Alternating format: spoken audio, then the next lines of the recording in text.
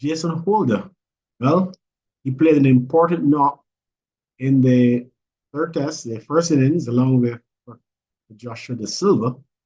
And there is always that debate: is Jason Holder good enough to bat at number six? Well, he's got some 13 half centuries in Test cricket, three centuries, and he did it again on the opening day of the third test. If there are those in the team with better credentials or even around the region who have performed significantly better at the first class level with the bat, let them put their hand up. Nevertheless, let's hear how Jason Holder responded when quizzed by the media after the opening. Yeah, when you look at the pace of the wicket, you would think batters would pretty much get in and go deep. Unfortunately, none of our batters were able to do that. But we had a fair few starts.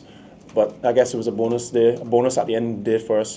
Getting the three wickets. It really set the tone for what's to come. I think the game is setting up to be a really nice one. And I think anytime you get as many wickets as we had on the first day, it always sets up to be something quite exciting. But I think the pitch is still pretty good for batting.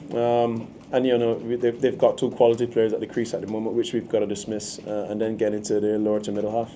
I think our bowlers are a lot better today in terms of our starts. We've been at fault for, I guess, gifting the English batters, a few too many boundaries up front. But credit to both Jaden and Azari for the way they started. Not only have they gotten wickets, they've been able to keep it relatively tight for us, and I think after you've got two wickets up front, it's a matter you just express yourself and try to get as many as you can possibly get in the period of play.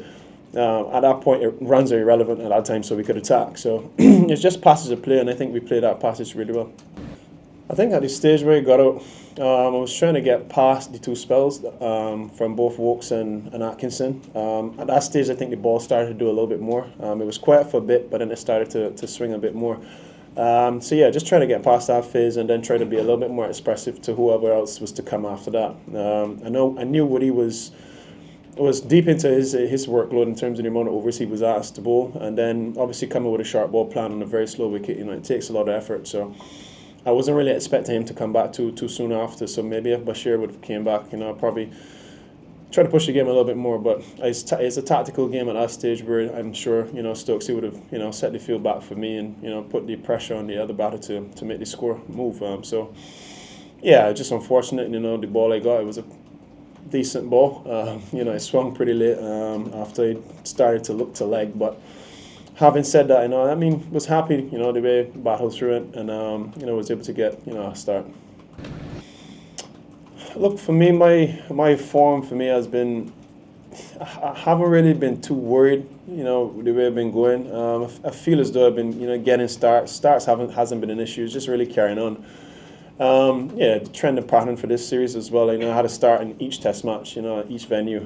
So it's just a matter for me to, again, dig deeper, but sometimes it becomes difficult batting with the lower half, trying to shepherd the tail, and that's another challenge in itself. So, yeah, my last series prior to this was against India last year, which was a quiet one as well. But prior to that, I got a half century in South Africa. So, it's just been a real sporadic journey for me in the last year and a half in terms of the amount of Test cricket I've played and the amount of Test cricket we have played. And yeah, just take it as it comes, to be fair. I'm not really one right now to be milestone driven. For me, it's more or less trying to drive the culture in the group to get us better. And I think we need to just continue to move in an upward direction. And that's just my main goal at the moment. I continue to play each and every Test match for West Indies I can possibly play, just to help guide the group and enjoy playing with these boys. So look, tomorrow brings another challenge, I'm really looking forward to that, and I'm sure each individual in the dressing room is as well.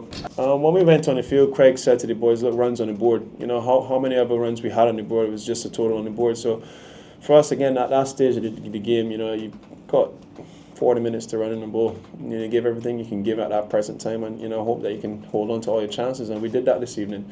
I think it's crucial for us to hold the chances that we get tomorrow with the wicket being so placid. And if we can back up the bowlers in the field, and I have no doubt that we can knock England over.